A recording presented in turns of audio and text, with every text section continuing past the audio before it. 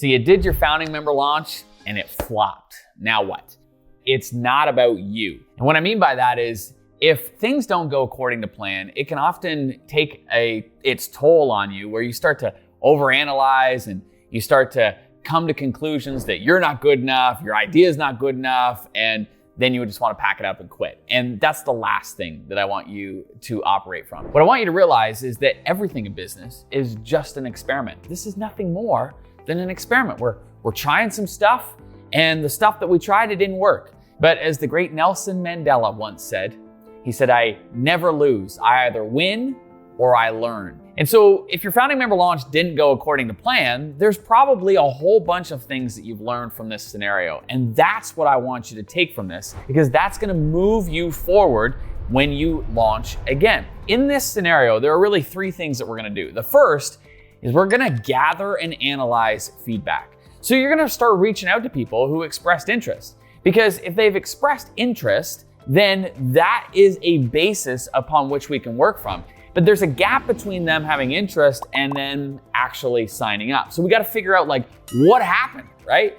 And what we want to do is we want to align our offer with what they're looking for. What we're trying to find is where is the misalignment. So we want to analyze and gather feedback. So we're going to reach out to people. We're going to ask some questions, things like, "Hey, I saw that you expressed interest, but you didn't register. How come?" And we just want to find from a place of curiosity, not from a place of like, "Hey, you said you would do this and now you didn't." No. It's more of like, "Hey, can you help me learn where I'm out of alignment?" And that's what we're trying to do, is we're trying to gather and analyze as much feedback from the people that expressed interest as possible. So that's number one. Number two, then once you get that feedback, then we've got to adjust some things, right? More often, it means that we're going to adjust our messaging and we're going to adjust our offer. We may adjust our pricing, but we're going to adjust some things. And like I was saying earlier, what we're really trying to do is just get back into alignment with what we're offering and what the market really wants. So somewhere along the line, that's gotten out of alignment. And so from that feedback, we want to make adjustments.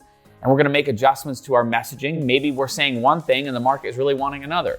Or maybe we're saying one thing and the market is desiring something completely different. And so we want to try to make sure that there's alignment between our messaging, our offer, and our pricing. And then the third thing that we're going to do is we're going to communicate this with our audience. We're going to say, "Okay, after chatting with a whole bunch of you, what I realized was where I was off. And thank you for that feedback." See, it's really important to be transparent with your audience and create the feel that this is more of a collaboration. When it's more of a collaboration, people naturally have a buy-in to what it is you're creating. And they can see the effort that you are putting forward in that you are intentionally seeking feedback, making improvements, and trying to help them get from where they are to where they want to be. So number one is that we want to gather and analyze feedback. Number two is we want to make adjustments. And number three is then we want to communicate this to our audience. We want to talk about like